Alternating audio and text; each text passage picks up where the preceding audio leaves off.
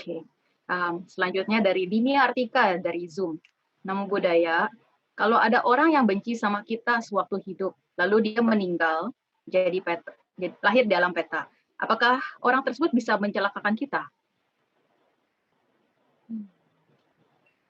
Kalau orang itu lahir dalam peta terus masih mengejar kita karena dia masih sangat benci, untuk mencelakakan sih aku rasa nggak mungkin bisa ya gitu. Kecuali dia terlahir di alam peta yang memang punya kemampuan, jadi bisa menggerakkan sebuah benda. Paling hanya seperti itu. Tapi untuk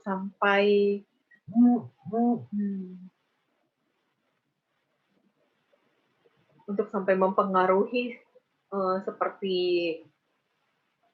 bunuh diri dan lain sebagainya, itu balik lagi ke kesadaran kitanya. Kita harus kuat karena makhluk itu bisa mempengaruhi kita yang buruk kalau kesadaran kita lemah. Kalau kesadaran kita ini kuat, itu tidak akan mudah terpengaruh. Jadi ketika ada musuh karma kita meninggal dan terakhir kalau kita masih ngejar, kita lakukan pembacaan parita limpahan jasa secara terus-menerus dengan keikhlasan juga. Oke lah, saya ikhlas melakukan limpahan jasa ini untuk musuh agar musuhku terlahir dalam bahagia, terus pancarin cinta kasih juga, biar suatu saat dia akan menyadari kita melakukan ini untuk kebaikan bersama, bukan untuk menjalin hubungan yang buruk ke depan. Oke, jadi kitanya juga terus etawata, limpahan jasa bisa membantu ya. Oke. Selanjutnya dari Sylvia Dewi dari Zoom chat. Apakah hubungan karma suami istri itu dianggap sudah berakhir ketika salah satu pihak yang menginginkan perceraian? Berakhirnya itu misalkan sebagai pasangan ya. Jadi kalau sebagai pasangan itu satu memang menginginkan perceraian, tapi yang satunya masih belum. Itu masih bisa diperbaiki. Diperbaikinya dengan sama-sama mengintrospeksi diri. Tapi kalau satunya ini benar-benar, aduh udah deh, gue udah nggak mau urusan sama sekali sama lo begini-gini. Ya udah, biarin dia dulu berpikir dengan tenang. Dia masih emosi berarti saat itu. Biarinin dulu. Jadi nanti suatu saat dia sudah mencapai posisi tenang, baru diajak bicara baik-baik. Karena tetap ujung-ujungnya cerai atau tidak cerai, itu bisa menjadi sebuah pertemanan. Biasanya ujungnya gitu. Atau nggak cerai pun, sebuah rumah tangga lama-lama jadinya bisa seperti teman, seperti saudara. Kalau udah cerai, itu bisa jadi teman, bisa jadi musuh. Jadi kebaliknya begitu. Iya, kadang kan ada juga yang pas cerainya bitter ya, kayak masih banyak masalah, itu mendam dendam. Kalau kayak gitu berarti karmanya masih nyambung. Iya, masih nyambung.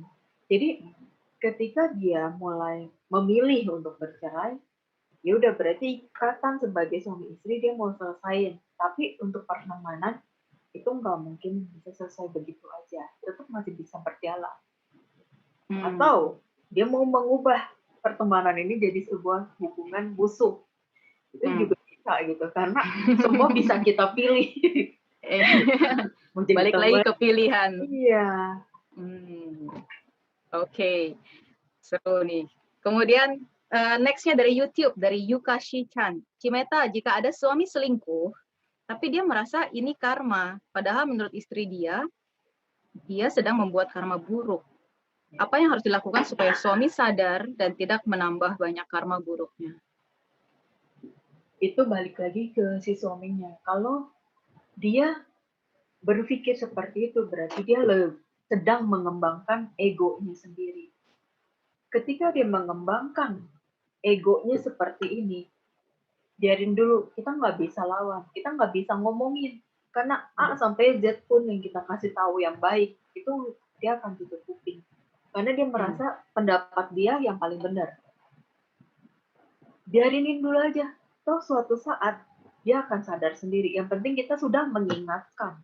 Dan sebagai istrinya itu sudah baik sekali. Dia cukup mengingatkan, cukup kasih tahu, tapi suaminya masih bersikap seperti itu, ya biarkan dulu.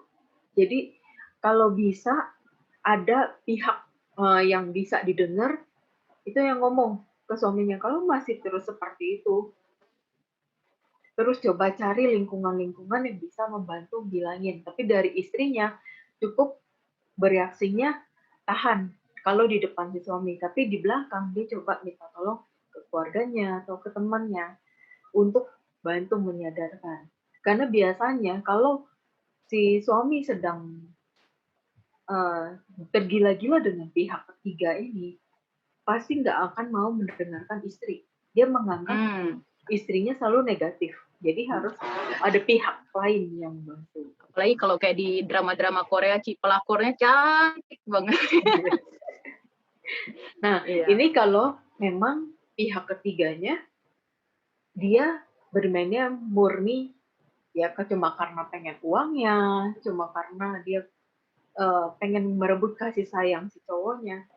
Itu kalau yang murni. Tapi kalau yang pakai pelet-pelet segala, ya kita bisa dengan cara Buddhis, yaitu dengan kita rajin bacain parita, kasih minumnya air parita, yang memang benar-benar ini kita arahin dia untuk menyadarkan ke arah yang lebih baik.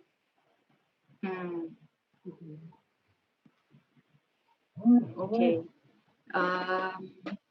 Selanjutnya dari J. Sogata.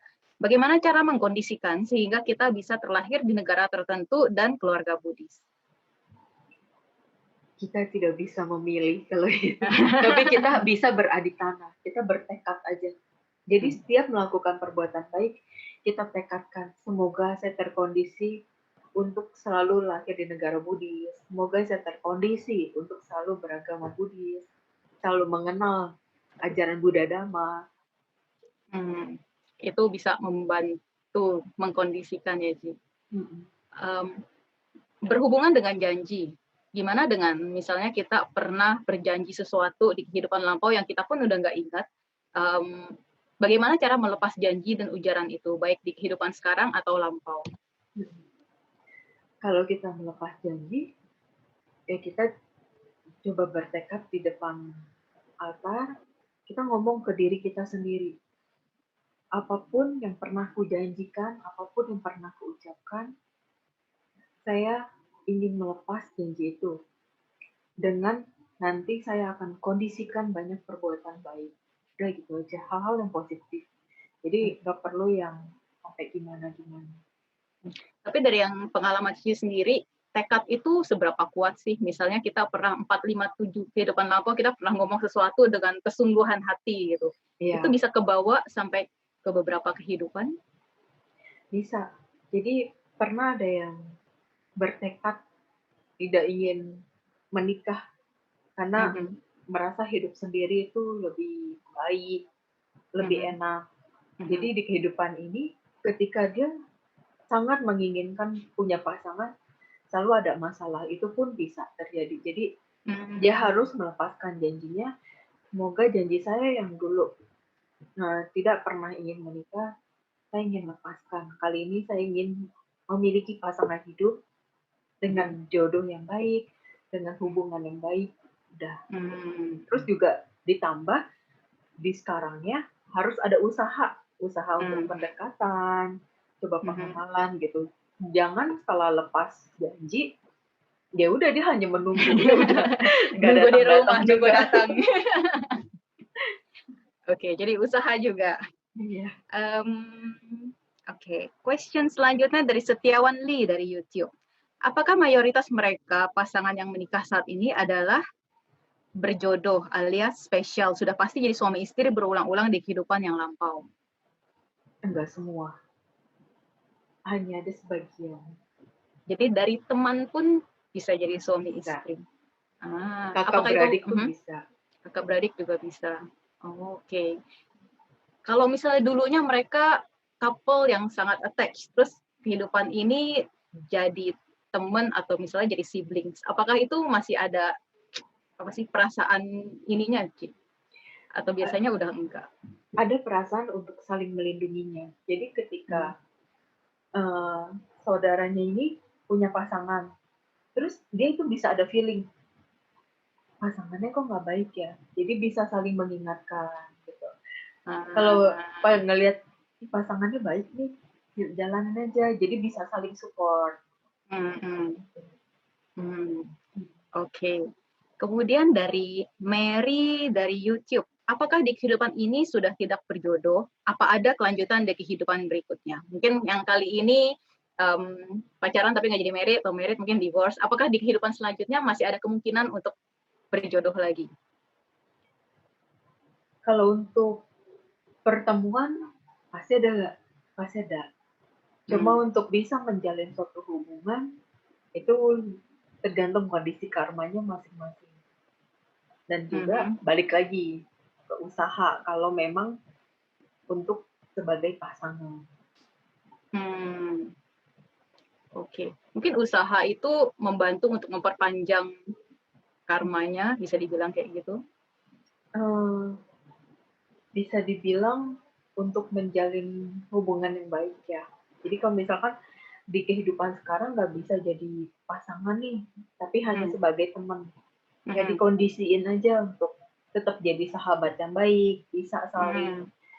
menjaga, saling Mhm. support gitu, tapi tanpa Mhm. merusak rumah tangganya masing-masing. Hmm. Oke, oke. Kemudian selanjutnya dari Setiawan Putra dari YouTube. Ci, kalau diramal nggak akan cocok. Nah, Ciong nih, Ciong 6 tahun. Atau biasanya suka diramal gitu kan. Akan, kalau misalnya masih lanjut, akan mendapat buah karma buruk.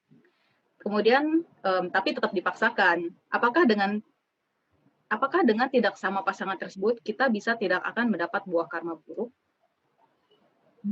Kita mau Hmm. bersama dia atau bersama orang lain, kita tetap mendapatkan buah karma buruk gitu. Mhm. Cuma ada buah karma buruk yang kita terimanya sendiri, ada yang buah karma buruk ya kita berbuahnya bersamaan nih bareng pasangan. Contohnya ada uh, sepasang pasangan. Mhm. Jadi ketika sedang pergi bareng, kecelakaan bersama. Nah, itu kan berarti karma buruk yang berbuahnya bersama. Bareng. Mhm. Tapi kalau ketika sedang berdua, tapi satu ini lagi misah, lagi jalan kemana dulu, ternyata yang lagi misah ini dia jatuh lah, terus Mhm. ada kecopetan, berarti itu karmanya dia sendiri, sedangkan Mhm. pasangannya nggak terlalu ngefek. Mhm. Jadi mau beda berapa tahun pun, semua balik lagi ke karakter berduanya seperti apa, komitmen berduanya seperti apa, terus Mhm. 4 syaratnya terpenuhi atau tidak, Mhm. gitu. Kalau memang dibilang beda 6 tahun, Hyong. Tapi kalau dua-duanya sama-sama berusaha kerja keras dalam cari materi, kerja keras memperjuangkan hubungan, semuanya jadi lebih baik, ya sebenarnya nggak terlalu efek besar. Karena bagaimanapun, karma itu nomor satu. Yang sisanya ya sampingan-sampingannya. Sampingan-sampingan ramalan-ramalan inilah ya. Iya, karena itu hanya pelengkap. Hmm, hmm. Oke, oke. Ada lagi yang raise hand. Vina boleh siap-siap untuk maju setelah pertanyaan ini ya. Pertanyaan dari Robert dari Zoom. Apakah ada kemungkinan bila dulunya berjodoh, namun sekarang terlahir dengan beberapa macam perbedaan? Misalnya nggak sama Sada, nggak sama Sila, sama Caga, sama Panya, semuanya nggak. Ada nggak sih yang menyebabkan terjadinya perbedaan itu? Bila hal ini terjadi, apakah yang sebaiknya kita lakuin sebagai umat Buddha? Pasti ada aja sih terkondisi dari Hmm. pihak pasangan kitanya. Jadi Hmm. ketika nggak sama Sada, sama Sila, sama Jaga, sama Panya, itu paling dari kitanya coba kita ajak dia, mau nggak dia untuk uh, bareng-bareng sama kita berbuat baik, menjalankan sila, untuk mengkondisikan kebijaksanaan mengenai mengetahui ini hal buruk, ini hal baik. Tapi kalau dia menolak, enggak ah, gue ngerasa nggak cocok, nggak nyaman, Hmm. Hmm. ya udah. Itu sulit untuk dipaksakan. Yang penting dari kita terus kondisikan hal-hal baik, pasti ada aja ketemu pasangan yang baik. Karena kita di kehidupan ini ketemu banyak mantan suami, ketemu banyak mantan istri. Kalau kita jadiin semua kan, wah, bisa parah banget banyak gitu. dong. Ya, jadi nggak mungkin, kita pasti akan memilih salah satu yang kita rasa ini sejalan dengan kita dan ini memenuhi 4 syarat tersebut. Oke. Jadi formulanya itu ya, hubungan yang langgeng, 4 yang tadi. Ya. Oke. Kemudian, tadi Vina udah siap belum untuk mengajukan pertanyaan? Boleh di unmute. Oh, udah unmute dan video. Oke, silahkan Vina.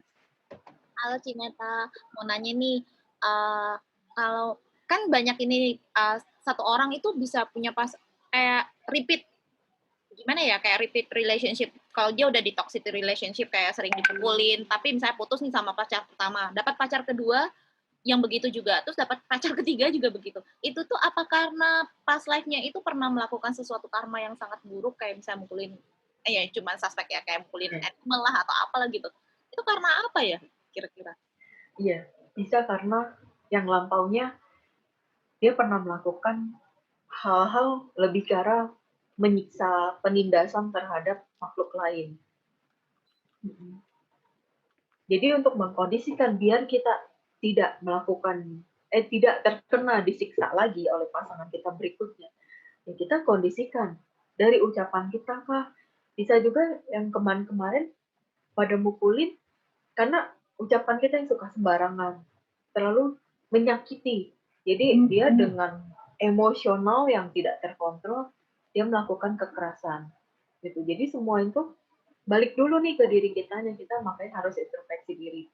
Setelah kita introspeksi diri, banyak berubah, kita udah berusaha ngomong sebaik mungkin, masih dipukulin, masih disiksa. Berarti udah jauhkan orang-orang itu. Berarti memang ini orang karakternya yang perlu diperbaiki. Tapi kan kita nggak bisa memperbaiki karakter orang lain. Jadi biar dia menyadari sendiri karakternya ini perlu dirubah. Tanpa kita mengarahkan dia untuk maksudnya baik, tapi malah ditangkapnya dia nyari ribut gitu. Daripada timbul masalah baru, dengan tarik diri aja. Oke, terjawab ya Vina. Apakah ini juga sama dengan kadang-kadang ada orang yang ketemu pasangannya selalu yang manipulatif lagi, atau nggak suka gaslighting gitu-gitu. Itu biasanya karena orangnya juga dulu pernah manipulatif atau gimana? Pasti ada karakter yang kita lakukan yang sama yang dulunya. Jadi dulunya gitu. Jadi kalau kita nggak mau dicubit, ya kita jangan nyubit orang gitu. Oke. Ini ada pertanyaan yang mirip-mirip nih dari 2 orang, satu dari Robin Darmawan, satu dari Yuivia. Jadi bagaimana dengan orang yang mau menikah? Harus lihat tanggal nikah, hitung tanggal lahir, apakah itu termasuk pengkondisian karma baik atau gimana? Terus satu lagi yang mirip juga, apakah shio itu berhubungan pada suatu hubungan? Ini mirip dengan yang barusan ya pertanyaannya. Ya, tanggal lahir dan shio itu efeknya sama, hanya 30%-an. 70%-nya balik lagi ke hubungan kita sama pasangan. Karena walaupun kita udah dicari tanggal yang baik, terus udah pasangannya bagus nih, shio-nya cocok, tapi ternyata seiring perjalanan berumah tangga timbul masalah-masalah yang akhirnya kedua belah pihak memutuskan, oke, kita pisah. Apa yang mau disalahkan? Nggak bisa salahin. Tanggal lahir, yang nyari tanggal lahir kah? Nggak bisa. Semua karena balik ke diri kita masing-masing. Maka itu kalau di Buddhis dibilang semua tanggal baik, semua hari baik, semua shio pun baik. Gitu. Tergantung orangnya. Iya. Tapi 30% tuh lumayan banyak juga, Ci. Tapi tetap 70% dari kita. Iya. Oke. Ini dari Dr. Lin, dari sumbernya dari chat. kenapa ada pasangan bisa berjodoh sangat jauh beda usianya? Apakah itu karena masa lampau mereka? Entah itu pasangan mungkin yang satu lebih tua jauh gitu dibanding yang satu lagi. Itu tentu ada ikatan juga di kehidupan lampaunya. Bisa memang dulunya orang tua dan anak, bisa juga tetap pasangan, tapi satunya misalkan lama di alam dewa. Jadi sekalinya turun terdapat perbedaan usia yang sangat Iya, jauh. lahirnya telat. karena beda waktu gitu. Seperti itu. Oke. Ini ada pertanyaan agak melenceng sedikit. Apakah kalau Ciamsi ambil stiklot kayak di kelenteng gitu diperbolehkan? Apakah ada hubungan karma dari hasil Ciamsi tersebut?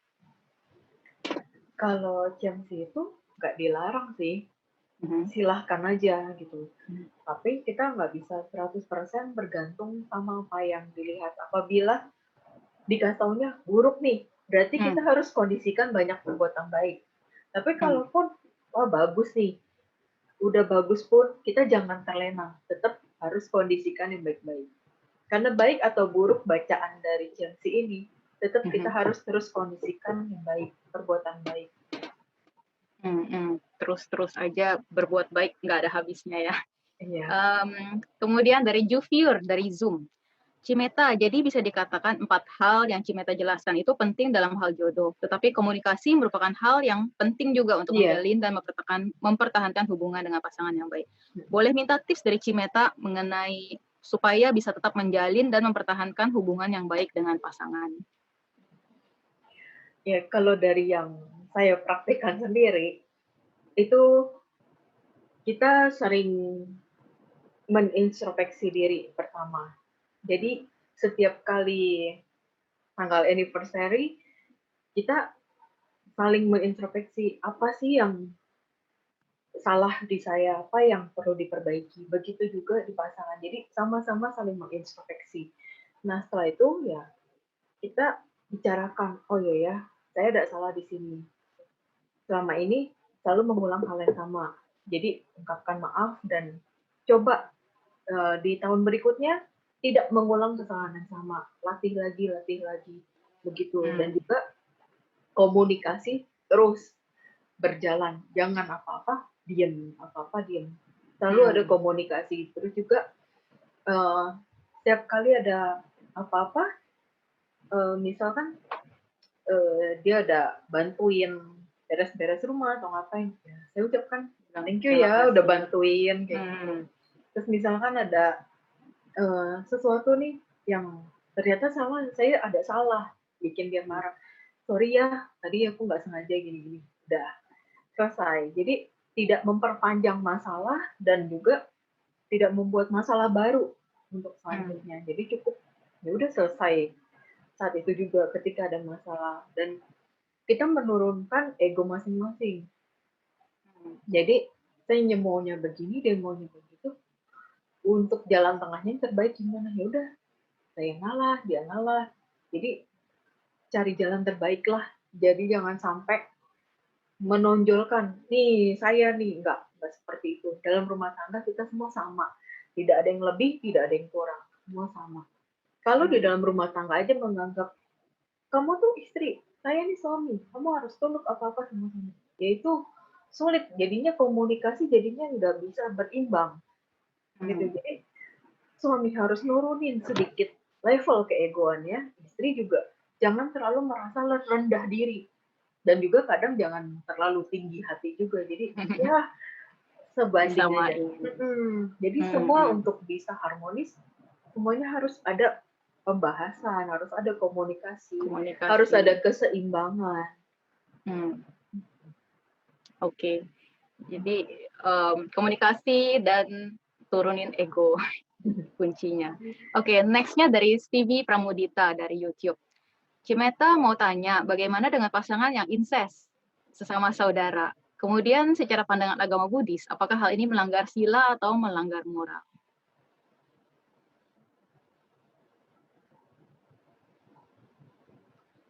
Kalau untuk hubungan yang seperti itu,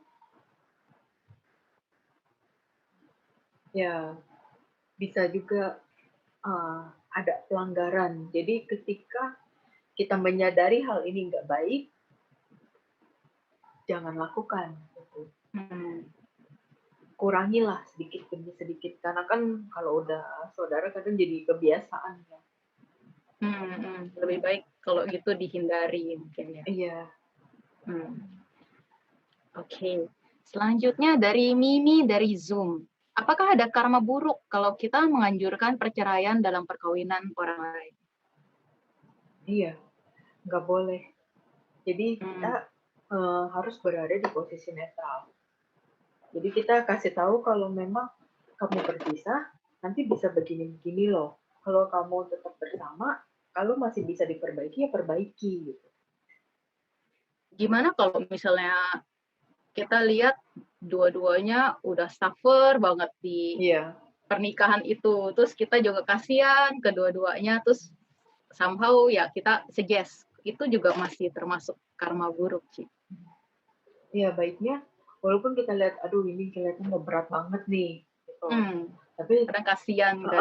Tetap kita balikin semua keputusan, balik lagi ke kamu yang ngejalanin. Kalau dari kamunya ngerasa udah nggak bisa nih, silahkan gitu. Tapi kalau memang dari kamunya masih ragu-ragu, masih coba perbaikilah. Karena bagaimanapun kan dia yang menjalankan, dia yang berhak mengambil keputusan. Jadi ketika dia merasa berat, udah putus asa, nggak bisa diselamatkan, ya udah kamu silakan ambil keputusan kamu yang kamu inginkan. Bukan berarti apa yang saya inginkan. Jadi kan kalau berdasarkan apa yang dia inginkan, dia tahu dia harus ngambilnya apa. Bukan kita yang bilang untuk begini begitunya. Oke. Selanjutnya untuk dari property consultant dari YouTube. Setia dan hati tulus, mana yang lebih penting? Wah, ini kayak game, Ci. Dua-duanya penting. Kalau setia nggak tulus juga susah. Iya, kalau tulus nggak setia, makan hati juga. Semua itu saling terkait. Oke. Kemudian, apakah perbuatan buruk atau karma buruk yang diperbuat oleh orang tua kandung kita bisa membawa pengaruh buruk dalam hidup kita, terutama mengenai jodoh? Apa solusi dan rekomendasinya untuk menghindari bad effect?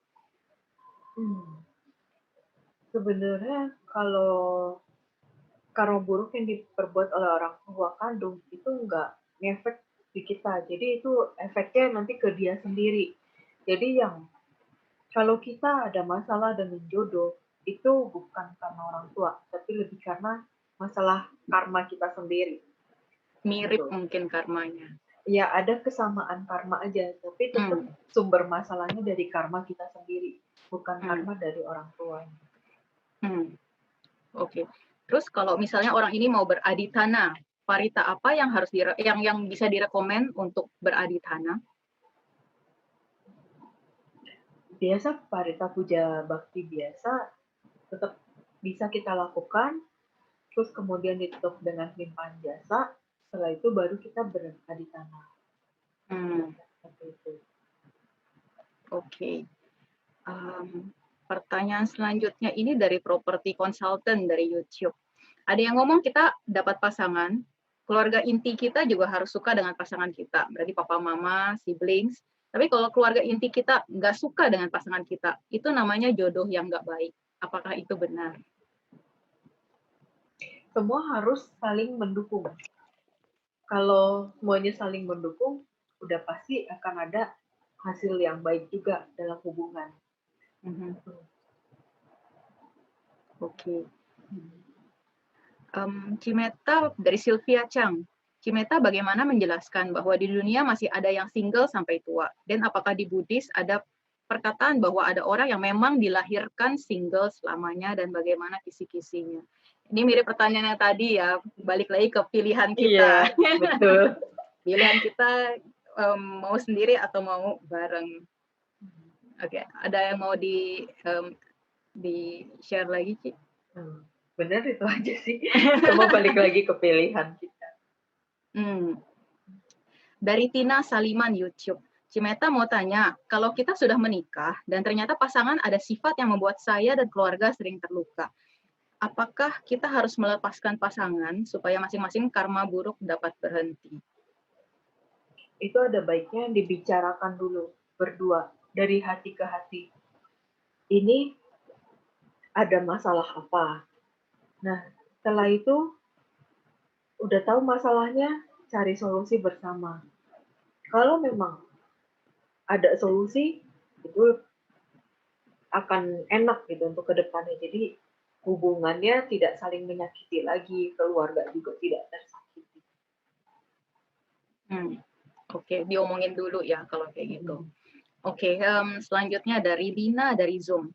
Permisi, bagaimana kalau suami yang bunuh istrinya? Apa ada utang karma?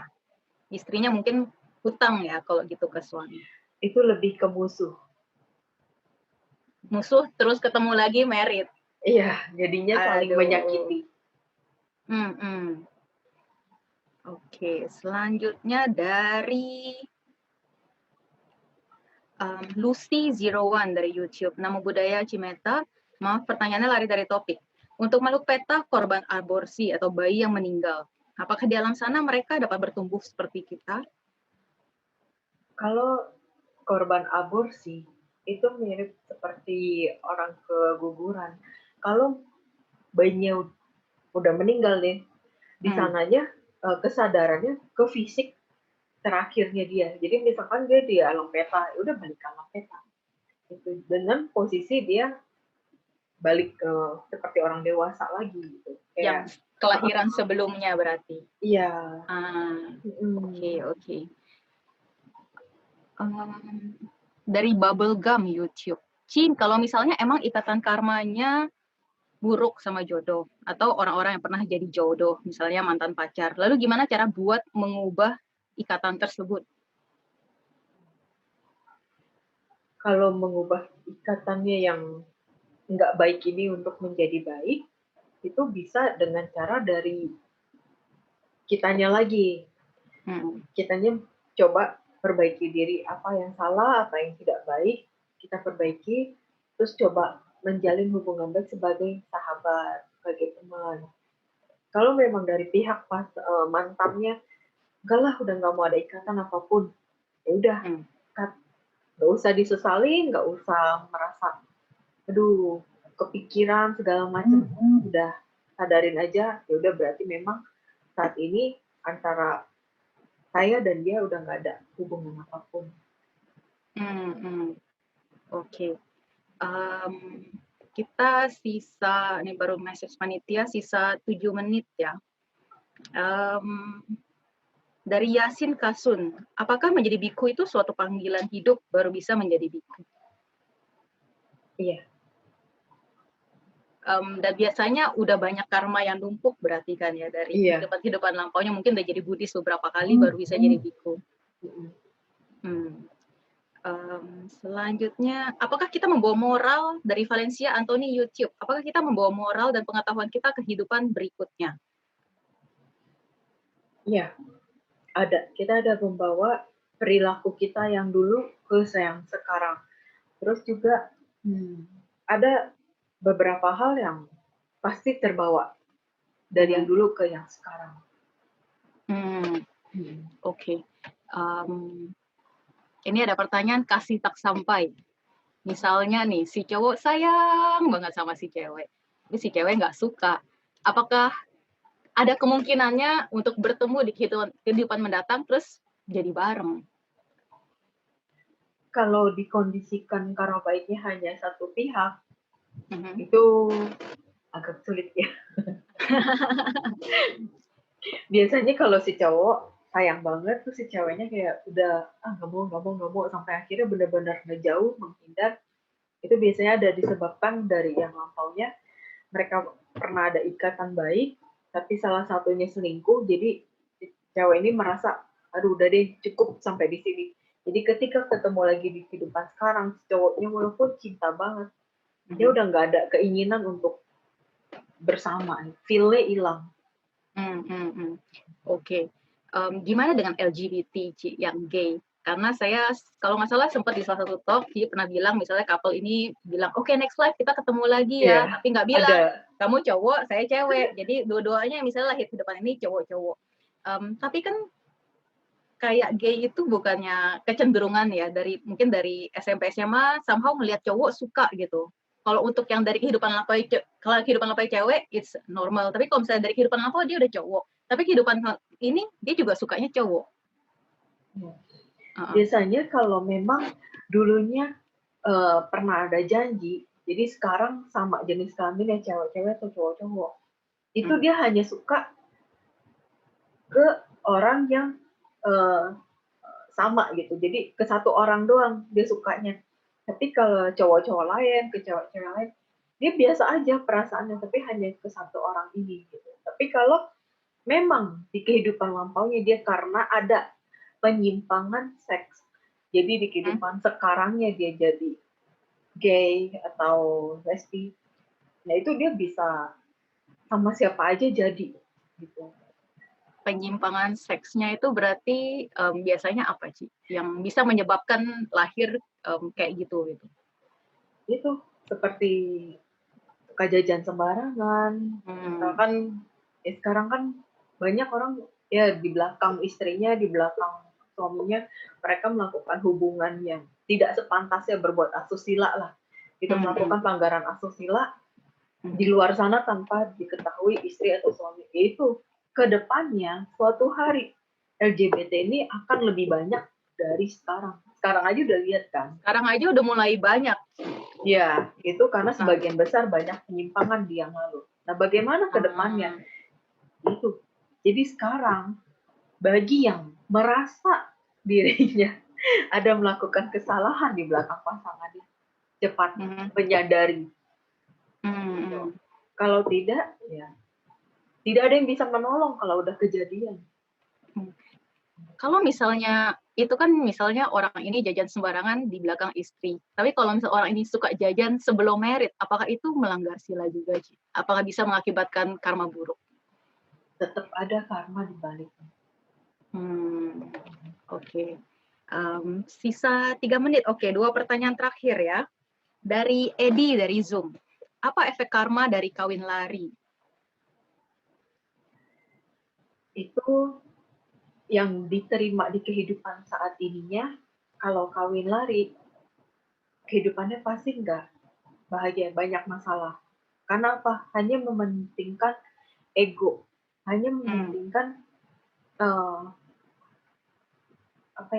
keinginan-keinginan yang berlebih di awalnya. Tapi ketika sudah nikah, udah jadi suatu keluarga, timbul masalah satu persatu. Yang akhirnya mereka juga stres, bingung, harus gimana. Jadi sebaiknya hindari juga lah kawin lari, ada apa-apa tetap harus ada restu juga dari keluarga, blessings dari orang tua ya. Karena kalau ada doa, blessing dari orang tua, dari keluarga, kehidupannya pasti lebih bahagia, lebih harmonis. Jadi kalau ada misalkan udah sayang banget nih sama pasangan, tapi orang tua nggak setuju, cari tahu dulu kenapa orang tua nggak setuju. Terus juga kalau misalkan dilihat, oh ini masih bisa ditunjukin nih, ini masih bisa diperjuangkan, tunjukkan ke orang tua kita, ini bisa diperjuangkan. Terus buktinya apa? Kasih unjuk, dan memang dari setiap pasangan benar-benar berubah, benar-benar tunjukin dia jauh lebih baik dari apa yang diperkirakan oleh pihak keluarga pasangan. Kalau memang dia nggak bisa menunjukkan, ya udah berteman aja nggak masalah. Karena kan ada ya kata-kata mencintai itu tak harus memiliki. Iya betul. Oke, pertanyaan terakhir nih dari Valencia Antoni. Pertanyaannya adalah, Cimeta mau nanya, apakah karma baik orang tua dapat menolong kehidupan sang anak di masa yang akan datang? Karena ada orang yang bilang hidupnya bisa tertolong berkat karma baik ibunya. Terima kasih. Sebenarnya bukan karena karma baik ibunya, tetapi dari karma baik dia sendiri. Ibunya hanya membantu mendorong karma baik anak ini dengan mengkondisikan dengan dia banyak berdoa untuk anaknya, banyak memberikan support yang bagus-bagus untuk anaknya. Itu yang mendorong karma baik si anaknya berbuah. Oke, jadi nggak ada karma diwariskan lah ya, Iya. mau baik atau buruk. Mm-mm. Oke, mungkin itu aja untuk hari ini. Terima kasih.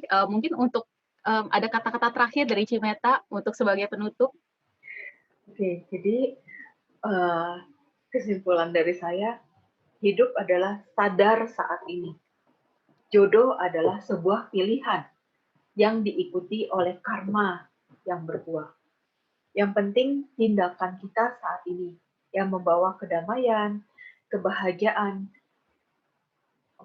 Terus juga kita yang sebagai umat rumah tangga, kita sama-sama merendahkan hati untuk saling menghormati, saling menghargai pasangan kita. Jaga komunikasi, keterbukaan, mau mendengar satu sama lain, praktekkan 5 sila dengan baik, maka kehidupan rumah tangga lebih harmonis dan lebih bahagia. Untuk yang single, cari pasangan, boleh pilih-pilih, tapi lihat dulu ke diri kita sebelum kita menginginkan sesuatu yang lebih dari apa yang di luar ekspektasi kita. Gitu. Usia kita tidaklah panjang di dunia ini, sangat singkat. Mari manfaatkan untuk berlomba melakukan kebajikan bersama-sama, bahagia bersama, membawa bekal kebajikan bersama untuk kehidupan berikutnya. Hindari perdebatan yang tidak perlu. Kebahagiaan adanya di dalam diri kita sendiri. Yang di luar diri kita hanyalah kondisi. Ini aja pesan dari saya. Cukup sekian, terima kasih. Apabila ada salah-salah kata atau ada kata yang tidak berkenan, saya minta maaf. Terima kasih. Namo Buddhaya. Namo Buddhaya. Terima kasih banyak, Cimeta.